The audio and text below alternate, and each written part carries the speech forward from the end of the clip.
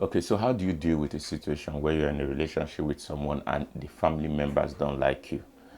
The mom don't like you, the siblings don't like you. So it is just like it is just you against the wall. And you love this man and you don't want to let go. One of the thing about this is that I've seen this frustrate a lot of women out there, and most times the women, ladies, sometimes you guys feel that there is something you're not doing right. That could be the reason why they don't like you. Most of the time, it's not necessarily what you're not doing right. People can just hate you for a whole lot of reasons. Somebody can just not like you because you're beautiful. Somebody can not just like you because you can stand up for yourself or you don't like to be cheated. Somebody can just like you, can just hate you because of your looks. You know, somebody can just hate you because you have everything going for yourself. Somebody can just hate you just because you're beautiful. So people have a whole lot of reason to hate you, and sometimes we spend the rest of our life trying to prove them otherwise. You know, trying to give them reason to love us and all of that, and this is where we deviate from. We deviate and we begin to hunt after things that we are not supposed to hunt after. Because if you needed their validation to possess the same thing that you have, that they are hating on you for in the first place, if you needed their validation, you will never have it in the first place. You know you will never have it. So what do you do? How do you navigate those challenging times? How do you navigate? How do you do it? Your guy is amazing. He's a wonderful person. You really want to spend the rest of your life with them, with him, but the siblings that don't like you. Recently, I was having this conversation with my wife, and I mentioned this to her. So she humorously said that she will leave the relationship. So we just laughed over it. But sometimes that's not even necessarily the case, because sometimes I think leaving the relationship too is also an option, but it should be the last option you consider. But why I said it's not necessarily an option for you to leave the relationship in the first place is because whenever your mind is set on a particular thing or set on achieving a particular thing, there are always people who think that it is not good enough for you. There are always people who think that why should it be you?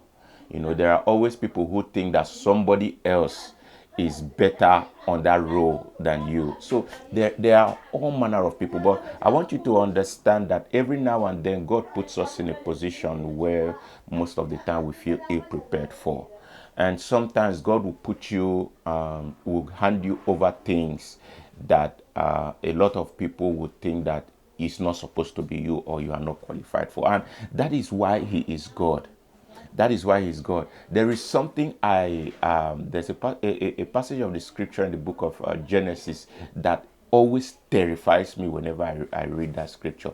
Bible says that because Leah was hated, God opened her womb. You see, there are a lot of things that God does for you just because of the people around you. I want us to understand this, because if you have a clear understanding of what we're talking about today, then your perception about your haters need to change. You have to understand that the things that they are hating on you for are the same reason why God blessed you with those things in the first place. You can imagine God saying that it is because Leah was hated, God opened up her womb. And if you study that scripture carefully, you will understand that Leah was really, really hated. Leah was one of those women that was doing things to try to win the love of the husband. When she gave birth to her son, you hear things like, "I've given birth to him. I've given birth to him for a male for a male child. Call him Levi, because now my husband will be joined to me." There were a lot of things that Leah was going through in that marriage. And when she began to name her children, she began to name her children to get the approval and the love of the husband. And so I need you to understand that there are certain things that God does for you, that certain doors that God opens for you just because people hate on you. And so it is not your duty to try to prove them wrong. It is your duty to relax, sit back, and have the courage enough to walk through every door that God is opening for you. Have the courage to walk through those doors. If you find yourself in a relationship where the family members, they don't like you, the siblings, they don't like you, the mom, they don't like you for no just cause, but you know that the person you are dating is a wonderful person, I want you to understand that one of the things that is so difficult for men to navigate is when anything has to do with family. Men find it a lot of times, they find it very, very difficult to navigate through those deep waters because before you met the man already had the first love, which was the mother. Now, coming in this love triangle where you love the son, but the mother does not love you. So how do you bring the mother to love you? It is not your duty to bring the mother to love you. It is the duty of the man you are dating to bring the mother to love you. And I hear people say this all the time. They say, try to win the love of the mother, try to win the love. And I thought about it recently. When people say try to win the love of the mother, I think it puts too much pressure. It puts too much pressure on the woman to try to win the love of the mother, because like I said earlier, I said sometimes people don't like you, and if you ask them the reason why they don't like you, sometimes they don't even have a reason why they don't like you. They have a whole lot of reasons why they don't like you.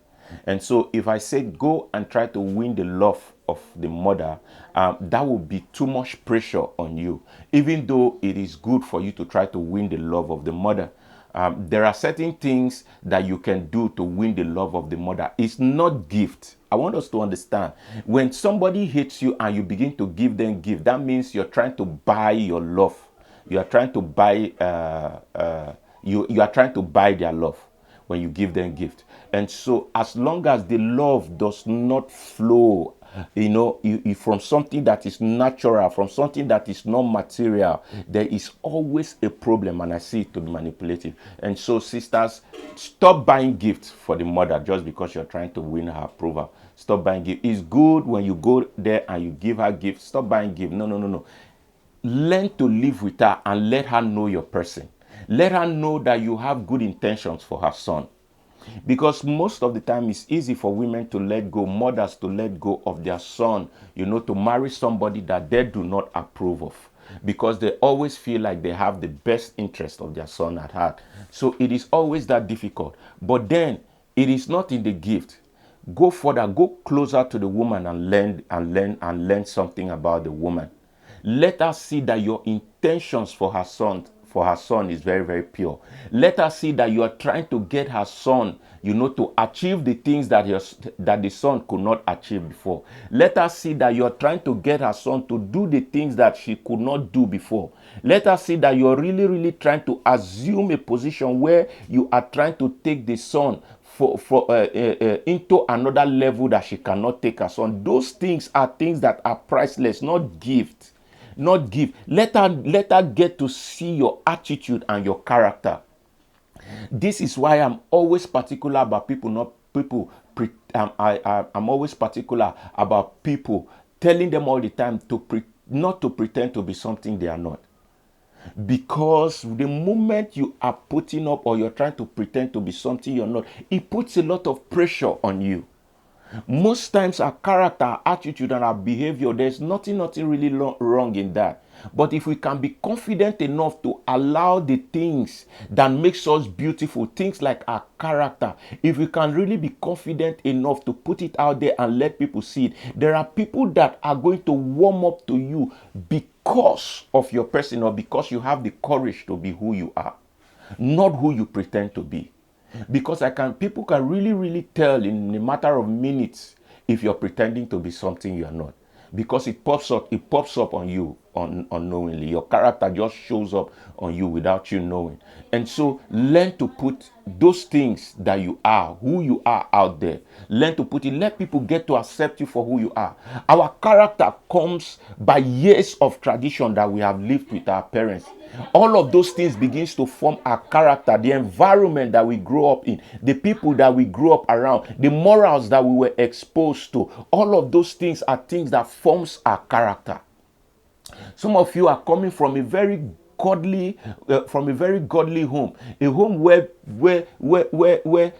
church, where they take church seriously. But because you have found yourself amongst these people that don't like church, you feel that if you go there with your churchy lifestyle, they will say that, this one goes church too much, or this one is too churchy, they're not going to like me. You begin to slow down and you begin to adopt your own system. No, Bible calls us a city that is set on a hill that cannot be hid. Wherever you find yourself, have the courage to let your character shine. To let your character shine. When Bible says that we are a city set on a hill that cannot be hid, Jesus Christ went further to say something. He said, no one lights a candle and put it under a bushel. It is set in a place so that people will see. All of those morals that you came with from your father's house, those are your selling points. And if people are not confident enough to put up with you in that, if people are not confident enough, or people cannot love you for that, then you are around the wrong people. You are around the wrong. As much as we hate to admit it, it is the truth. Because a lot of girls find themselves in a relationship where they think that because the family has money, their money is enough to make them drop their morals, the good morals that they came with, the good character that they came with, the church lifestyle. Some people they meet a family where they have money, and because they have money, they forget God. They forget God. This family, they don't go to church. Let me not go there and start doing church. This family, every Sunday we go out for swimming. So I cannot be going to church. I have to participate. No, sister, you're doing the wrong thing. You're doing the wrong thing, because you are now putting yourself in a position where you are following in their footsteps when it is supposed to be the other way around. You're supposed to be a model. You're supposed to be an example that they want to emulate and they want to follow. All right. So have the courage to let people see your character. For some of you out there that your character is not that good, I tell people all the time, have the flexibility enough to change. The flexibility, it takes courage for you to welcome change. There are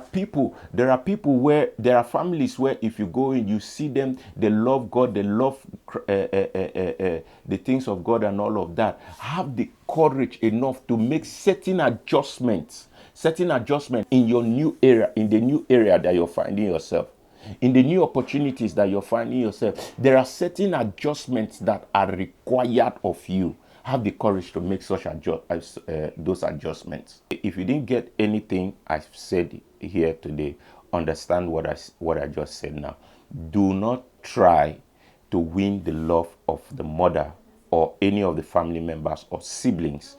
Do not try to win their love with material things. Let them see your character. Let them see your motive. Let them see your intentions. Those things are priceless. Those things are far much more than gift. All right? Let them see it. Remember, I said that let the mother see that your intentions for her son are actually good. Number 2, be transparent enough for every of the family members to know that it is their child, or it is their brother, or it is her son that you're dating, and you don't have any other person else in your life, or you don't have any cockroach in your cupboard. That's number 2. And number 3, let the mother know that you're trying to take her son to a much bigger level, or that you support the dreams and the vision and the aspiration of her son. Those things are things that are more priceless than gift. So I want to thank you guys for listening. If you're new to the channel, we discuss matters of relationship on this channel every now and then. So if that is something you're interested in, I want you to consider subscribing.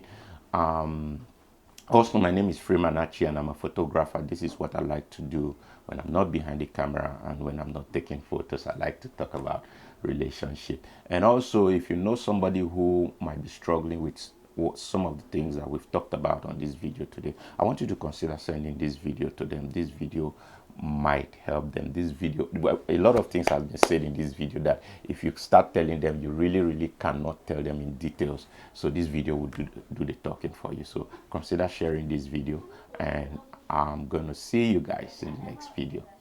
Peace. Stay blessed.